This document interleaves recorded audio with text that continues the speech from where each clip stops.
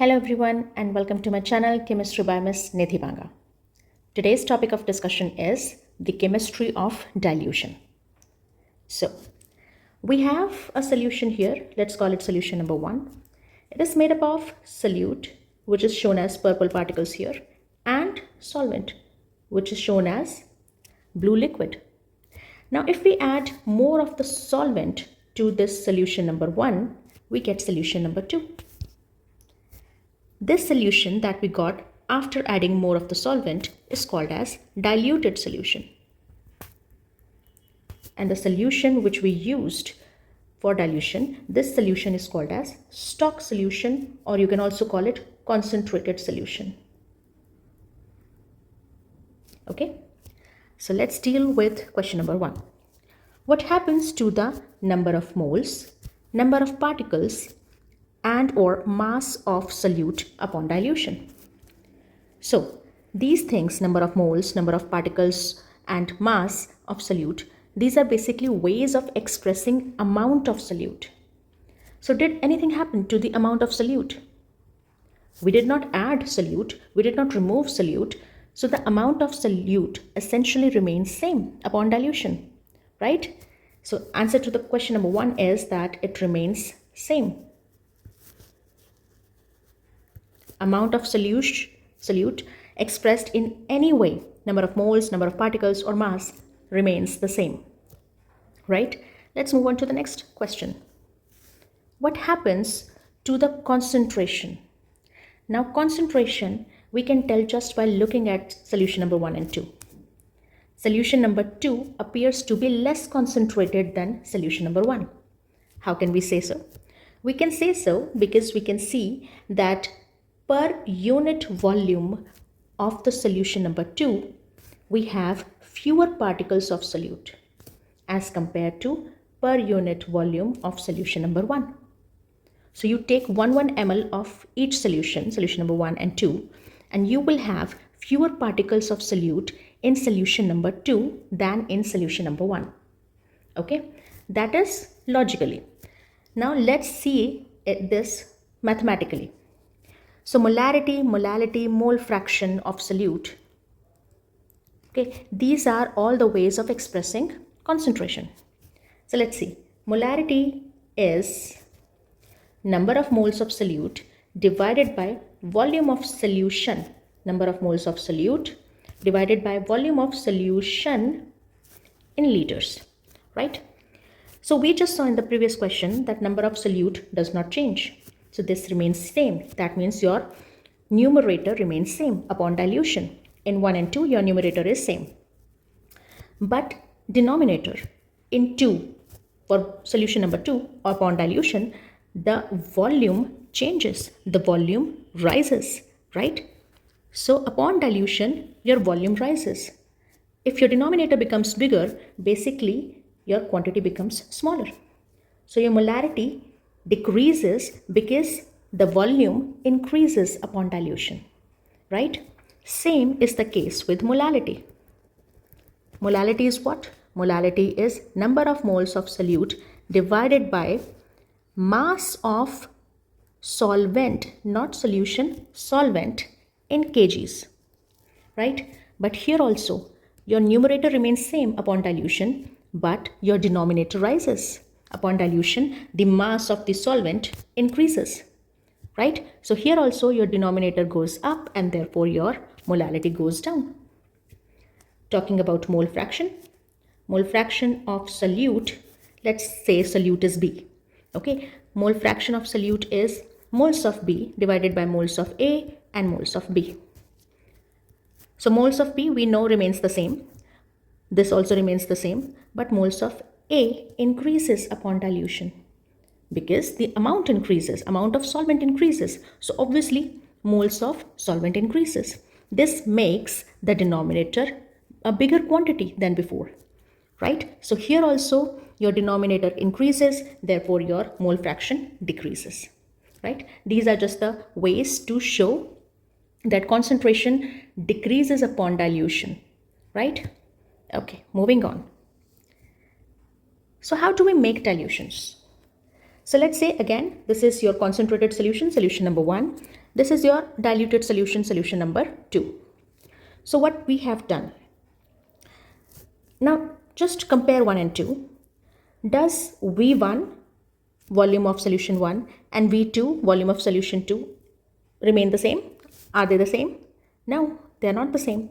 Obviously, V2 is greater than V1. Now, M1 is equal to M2. That means molarity of 1 is equal to molarity of 2. No, of course, we just saw that molarity of 2 would be less, right? Molarity of 2 would be less than molarity of 1, right? But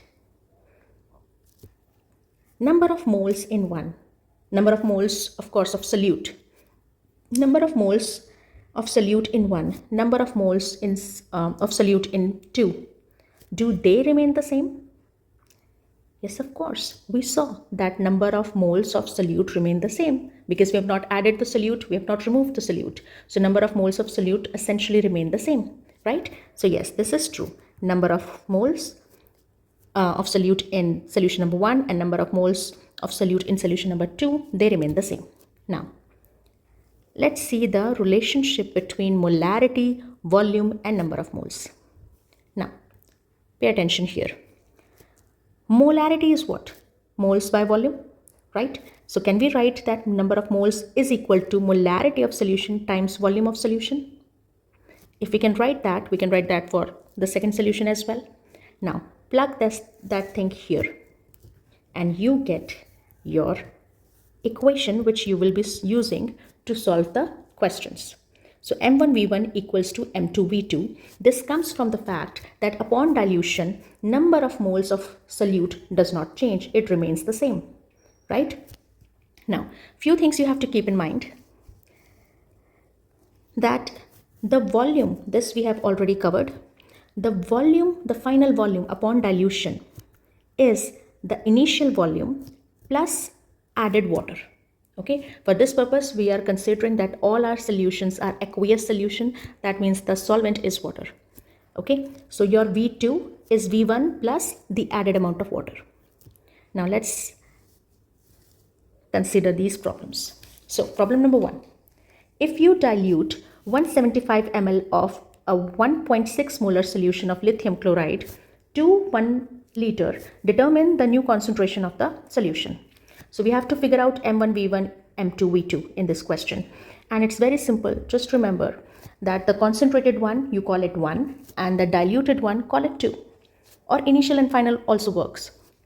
So we are diluting this solution. That means this was the concentrated one. So your M1 is 1.6 molar. Your V1 is 175 ml. Right? Your M2 is what we have to find out. Determine the new concentration of solution. That means the concentration of final solution. This is what we have to find out. Volume, the final volume is 1 liter. See, it says the solution of lithium chloride to 1 liter. That means this is the final volume of the solution. This is not the amount of water. Okay. So final volume is 1 liter. Now, one thing you have to be very careful about is that the units should match.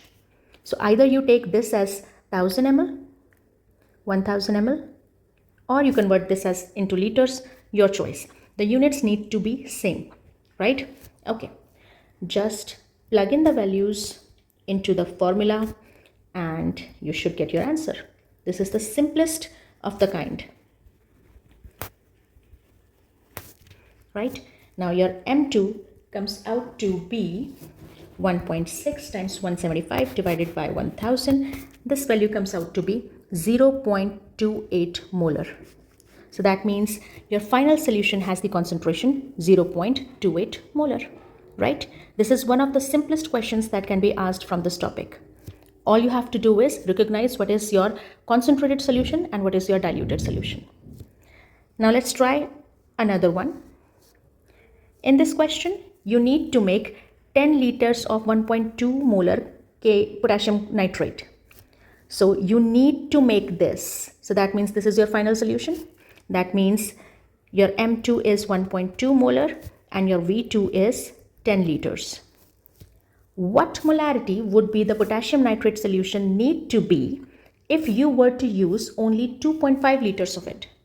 So this is your concentrated solution of which you are using only 2.5 liters.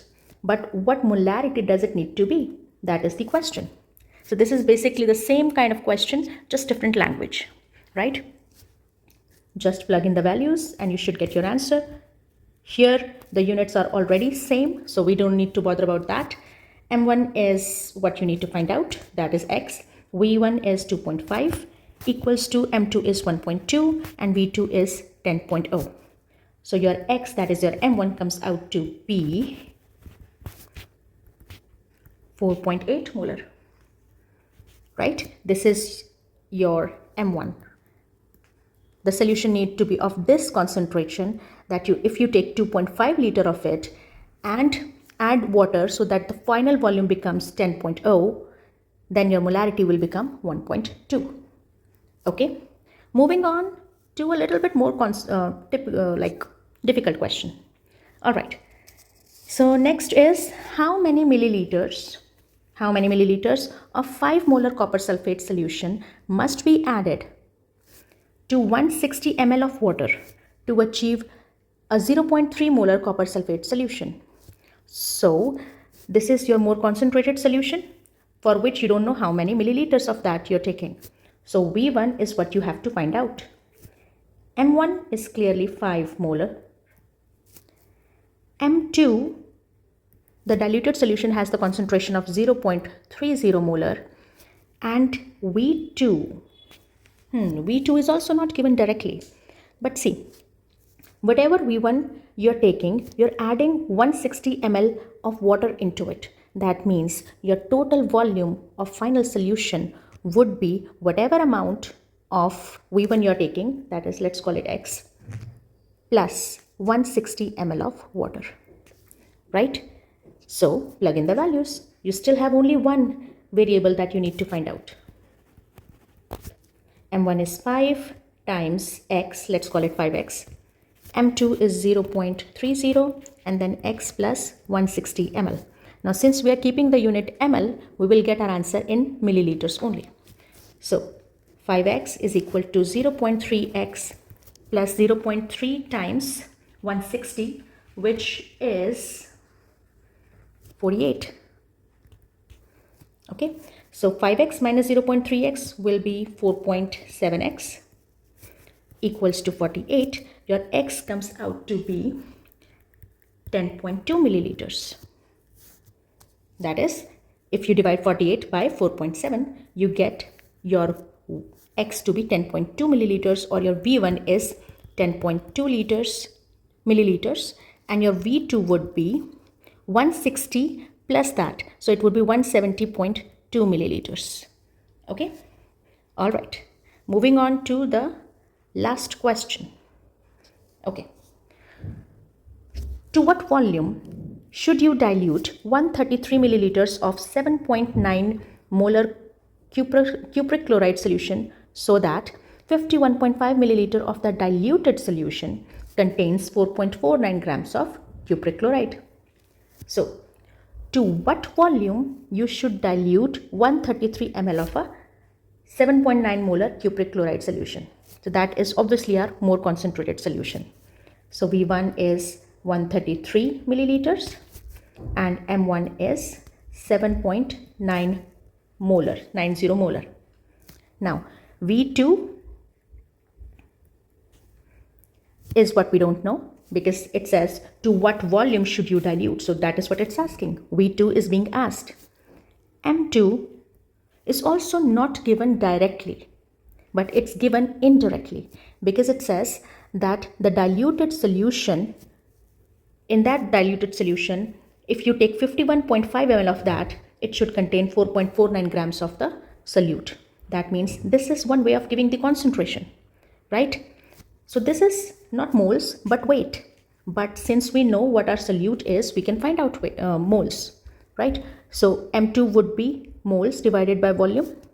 Moles would be mass of the solute divided by molar mass of the solute. Now molar mass of the solute would be if you calculate, it comes out to be 134.45, right? That would be your moles.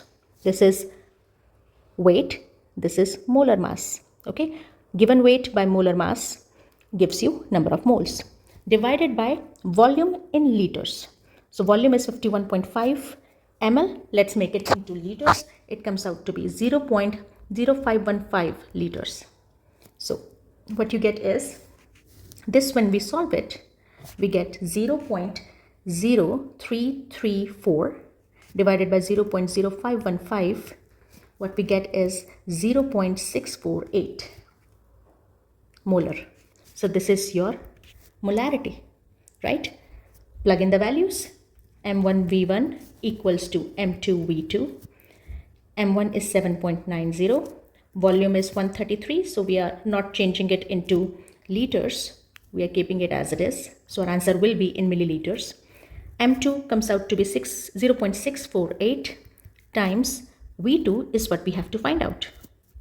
Now V2 would come out to be 7.90 times 133 divided by 0.648. And this comes out to be 1621 milliliters. Please be careful about the unit. Since you did not change the unit into liters, your answer would be in milliliters. If you want to convert it into liters, just divide this by 1000 and you will get this as your final answer. Okay, so we have done 4 different kind of problems, and I hope now you're feeling more confident about the topic. And if this video has helped you in any way, please like, share and subscribe, and I'll see you soon with my next video. Thank you.